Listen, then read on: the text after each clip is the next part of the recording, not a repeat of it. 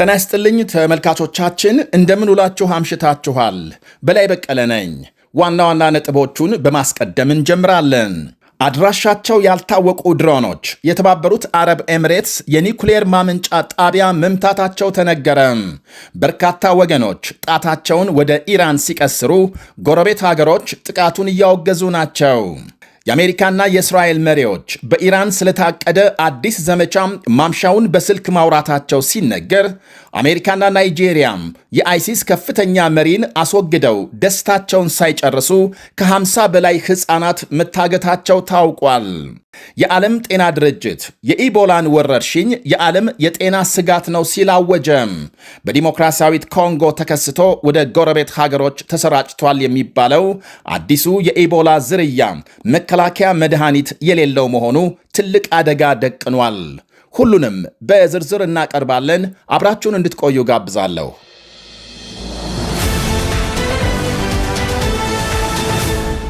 የኢራን ጦርነት ከተጀመረ 79 ቀኑ ዛሬ። ጦርነትና ውዝግቡ ከአሜሪካ አልፎ በኢራንና የተባበሩት አረብ ኤሚሬትስ መካከልም ተጋግሎ ሲቀጥል፣ ኢራን ፈጽመዋለች ተብሎ በተጠረጠረ ጥቃት የኒውክሌር ኃይል ማመንጫ ጣቢያ ጄኔሬተር መመታቱ ተነግሯል። ከኤሚሬትስ ከምዕራብ ድንበር በኩል 3 ድሮኖች መግባታቸውንና 2ቱ ሲከሽፉ አንደኛው የኒውክሌር ኃይል ጣቢያም ኤሌክትሪክ ጄኔሬተር መምታቱን የሀገሪቱ መከላከያ ሚኒስቴር ገልጧል። ድሮኖቹን ማን እንደተኮሰ ምርመራ እየተካሄደ መሆኑን ሚኒስቴሩ ቢገልጽም፣ በርካታ ወገኖች ግን ከኢራን የተወነጨፉ ስለመሆናቸው ያምናሉ።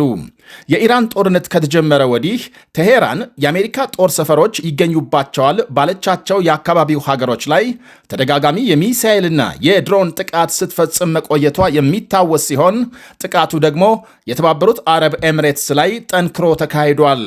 ከአሜሪካ ጋር ተኩስ አቁም ከተደረሰ በኋላም ኢራን በኤሚሬትስ ላይ ጥቃት መቀጠሏ ሲታወቅ፣ ሰሞኑን ደግሞ የእስራኤል ጠቅላይ ሚኒስትር ቤንያሚን ኔታንያሁ በጦርነቱ ሰሞን በድብቅ ዱባይ ደርሰው መመለሳቸውን ከገለጹ በኋላ ከኢራን ጋር አዲስ ግጭት ውስጥ ገብተዋል። ኢራን በግልጽ ኤሚሬትስን ከአሜሪካና እስራኤል ጋር አብራ ጦርነቱን አቀጣጥላለች በማለት ትወነጅላለች። ባለፈው ሳምንት ኢራን በኤሚሬትስ ፉጃራህ ወደብ የሚሳኤልና የድሮን ጥቃት ፈጽማ የነዳጅ ማጣሪያ በእሳት መጋየቱንና 3 የህንድ ዜጎች መቁሰላቸውን የኤሚሬትስ መከላከያ ሚኒስቴር ማስታወቁ ይታወሳል። የኤሚሬትስ መንግስት በተደጋጋሚ የኢራንን ጥቃቶች በማውገዝ ወታደራዊ እርምጃን ጨምሮ ምላሽ የመስጠት መብት እንዳለው ገልጿል። እስካሁን ግን የኢራንን ድሮኖችና ሚሳኤሎችን ከማክሸፍ ውጪ ምንም አይነት ምላሽ አልሰጠም። ዛሬ በኒውክሌር ማመንጫ ጣቢያ አቅራቢያ የተፈጸመውን የድሮን ጥቃት የኳታር መንግስት ሳይቀር አጥብቆ አውግዟል። የኳታር ውጭ ጉዳይ ሚኒስቴር ባወጣው መግለጫም ጥቃቱን ግልጽ ዓለም አቀፍ ሕግ ጥሰት ሲል በጽኑ ማውገዙን የአልጀዚራ ዘገባ ያመለክታል። በቀጠናው ሰላምና መረጋጋት ላይ ከባድ አደጋ የደቀነ ነው ብሏል። አክሎ ሚኒስቴሩ መግለጫውን በማራዘም እንዲህ ያለ ኃላፊነት የጎደለው ጥቃት ቀይ መስመር በማለፍ በህዝብ የልማት ተቋማት ላይ ጉዳት እያደረሰ ነውና በትብብር መከላከል እንደሚገባ አስገንዝቧል። የተባበሩት አረብ ኤሚሬትስ ሉዓላዊነቷን፣ ጸጥታና የጥቃት ኢላማ የሆኑ ጣቢያዎቿን ለመከላከል በምታደርገው ጥረት ኳታር ሙሉ ድጋፍ ለመስጠት ዝግጁ መሆኗን ሚኒስቴሩ በድጋሜ አረጋግጧል።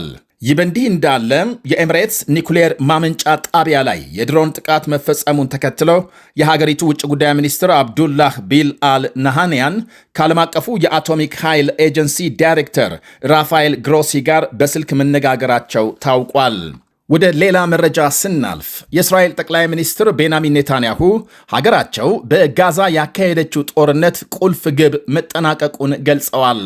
ለጋዛ ጦርነት መነሻ የሆነው የጥቅምት 7ቱን የሐማስ ጥቃት ያቀናበሩና ተጠያቂ የሆኑትን በሙሉ የእስራኤል ጦር እንደጨረሳቸው ጠቅላይ ሚኒስትሩ ገልጸዋል። ከትላንት በስቲያ ሌሊት በጋዛ ሰርጥ የሐማስ ወታደራዊ ክንፍ አዛዥ ኢዘዲን አልሃዳድ መገደሉን ተከትሎ ኔታንያሁ ዛሬ በሰጡት ቃል የአልሃዳድ መገደል የጥቅምት 7ቱን ጥቃት ያቀናበሩ በሙሉ ለመገደላቸው ማረጋገጫ ነው ብለዋል። ጥቅምት 7 2023 በርካታ የሐማስና የፍልስጤም ታጣቂዎች ከ4000 በላይ ሮኬቶች አስቀድመው በመተኮስና የእስራኤልን ድንበር ጥሰው በመግባት ክብረ በዓል ላይ የነበሩ ከ1000 በላይ ሰዎች መግደላቸው ይነገራል። ከሞቱት መካከል 36 ልጆችና 71 የውጭ ዜጎች እንደሚገኙበት የእስራኤል ባለሥልጣናት ይገልጻሉ። ከተገደሉት ሌላም 250 የሚደርሱ የእስራኤል ዜጎች ታግተው መወሰዳቸው የሚታወስ ሲሆን ይህንኑ በዜጎቿ ላይ የተፈጸመ ጭፍጨፋ ለመበቀል እስራኤል በጋዛ ሰርጥ በከፈተችው መጠነ ሰፊ ጦርነት ከ70,000 በላይ ሰዎች መገደላቸውን የሐማስ ባለሥልጣናት ገልጸዋል። ከ2 ዓመት በላይ በዘለቀው ጦርነት ጠቅላይ ሚኒስትር ቤንያሚን ኔታንያሁ በሌላ በኩል ከአሜሪካው መሪ ዶናልድ ትራምፕ ጋር በኢራን ጉዳይ ማምሻውን በስልክ መነጋገራቸው ታውቋል። የሁለቱ መሪዎች የስልክ ንግግር ሀገሮቹ በኢራን ላይ አዲስ ወታደራዊ ዘመቻ ለመክፈት እየተዘጋጁ መሆናቸው ይፋ መደረጉን ተከትሎ የተካሄደ ነው ተብሏል። ንግግሩም ቢሆን ጦርነቱ መቼ በምን ሁኔታ እንደሚቀጥልና ትራምፕ በቻይና ባደረጉት ጉብኝት ላይ ያተኮረ መሆኑን ዘገቦች አመልክተዋል። የእስራኤል ሊባኖስ ድብደባም ዛሬም ተጠናክሮ ሲቀጥል ሄዝቦላህም በደቡባዊ ሊባኖስ በእስራኤል ወታደሮች ላይ በፈጸመው የሮኬት ጥቃት 3 ወታደሮች መጎዳታቸውን የእስራኤል ጦር ገልጿል። ወደ ሌላ መረጃ ስናልፍ የዓለም ጤና ድርጅት በዲሞክራሲያዊት ኮንጎ የተከሰተውን የኢቦላ ወረርሽኝ አሳሳቢ ዓለም አቀፍ ጤና ስጋት ነው ሲል ማወጁ ተነግሯል። በእርግጥ በሽታው በአሁኑ ወቅት በዓለም የወረርሽኝ በሽታዎች ምድብ ውስጥ ለመግባት መስፈርቱን ባያሟላም የዓለም የጤና ስጋት ደረጃ ግን መድረሱን አመልክቷል። እስካሁን በበሽታው በዲሞክራሲያዊት ኮንጎ ከ80 በላይ ሰዎች መሞታቸው ሲረጋገጥ 300 ገደማ በቫይረሱ መያዛቸውን ድርጅቱ ገልጧል።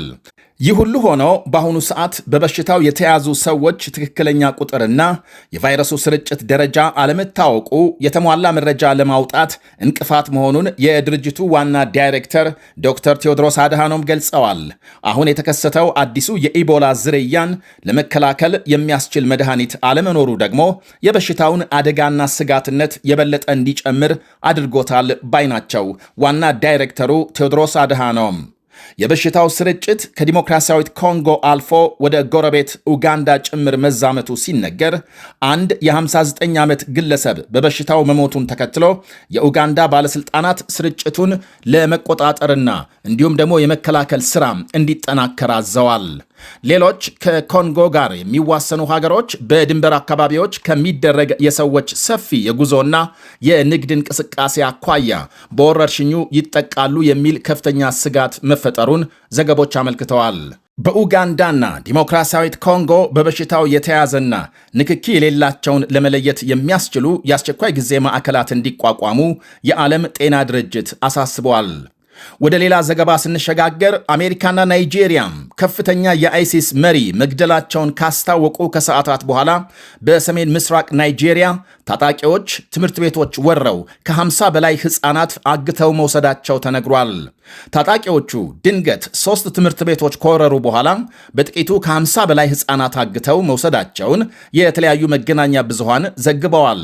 ታጣቂዎቹ የመንግሥት ጸጥታ ኃይሎች እንዳይተኩሱባቸው ያገቷቸውን ሕፃናት እንደ ጋሻ መጠቀማቸውን የዓይን እማኞች ገልጸዋል። እገታውን የፈጸሙት የቦኮ ሐራም ታጣቂዎች ሳይሆኑ እንዳልቀረ ቢነገርም ቡድኑ ግን እስካሁን ኃላፊነቱን አልወሰደም። በናይጄሪያ ተማሪዎችን ጨምሮ በተለይም በክርስቲያኖች ላይ በጽንፈኛ ቡድኖች የሚፈጸሙ ግድያና እገታዎች እየተባባሱ መምጣታቸውን ተከትሎ አሜሪካም በናይጄሪያ መንግሥት ጥያቄ ጦር ኃይል መላኳ ይታወሳል። የአሜሪካና የናይጄሪያ ኃይል በታጣቂ ቡድኖች ላይ የጋራ ወታደራዊ ዘመቻ ከጀመሩ ወዲህ ግን ግድያና እገታም እየቀነሰ መሆኑ ይነገራል።